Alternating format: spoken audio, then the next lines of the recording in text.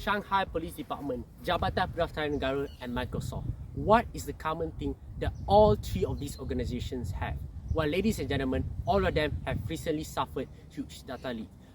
Shanghai Police Department has suffered a huge data leak that compromised the personal information of 1 billion Chinese citizens. On the other hand, Jabatan Pendaftaran Negara have suffered a monumental data leak in Malaysian history when the personal information of 22.5 million Malaysians was leaked online. This includes things such as your phone number, your home address, your full name, and even your IC. This is something very serious and it has to be addressed. And worst of all three of these organizations have a lot of funding and heavy cybersecurity. Did you know that Jabatan Pendaftaran Negara is literally a government agency that is supported by Cybersecurity Malaysia? The same Cybersecurity Malaysia that in budget 2021 received an additional funding of 27 million ringgit. 27 million ringgit is not a small amount of money. 27 million ringgit can be used to build countless roads, schools and even hospitals. This shows that the government is very serious in increasing our cybersecurity and defending it. But unfortunately, such things still happen, and it happened because of digital vulnerabilities and because data is gold. Ladies and gentlemen, let me tell you a story about Cambridge Analytica. In 2016, Cambridge Analytica bought the personal information of 70 million users on Facebook. And from their personal information, they literally swayed the 2016 presidential election. And because of it, Donald Trump won the election. This shows that data is something very powerful, and this shows that companies are willing to do whatever it takes to get their hands on it. But you might be thinking, what is digital vulnerabilities? Well, that will be talked upon by my first speaker, Mr. Chua. Is it the fault of the machine or is it the fault of its master?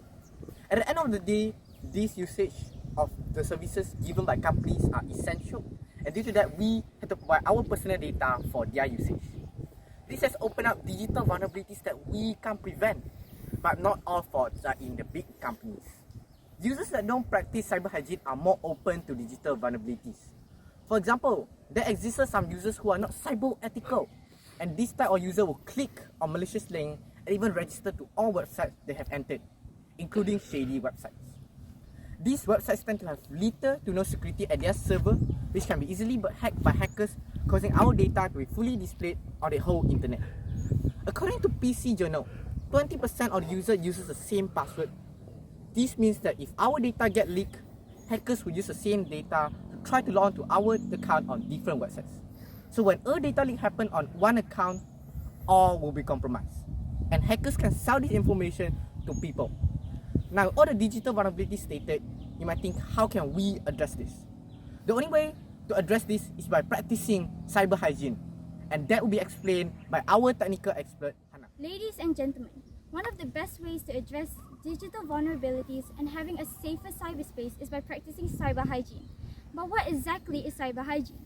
Cyber hygiene is a set of routine that keeps health of the user present online and minimizes your exposure to cyber threats. People that don't practice cyber hygiene will have to pay the ultimate price. Digital vulnerabilities such as bugs and viruses are inevitable, and they can strip your device's protection. That's why having an antivirus is important, as it destroys malicious codes once detected. It also provides protection from future virus threats. Having a strong password and frequent changing password is also very important to prevent malicious activities. As we all know, having a different password on different websites can reduce the chance of our data getting leaked into the dark web. Hackers can also access your device through malicious links.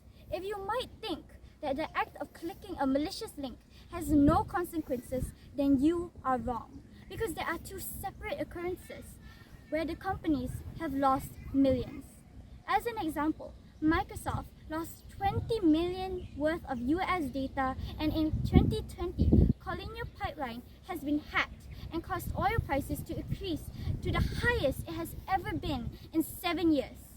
Ladies and gentlemen, without a doubt, digital vulnerabilities is something that should be addressed no matter what, in order for us to have a safer cyberspace.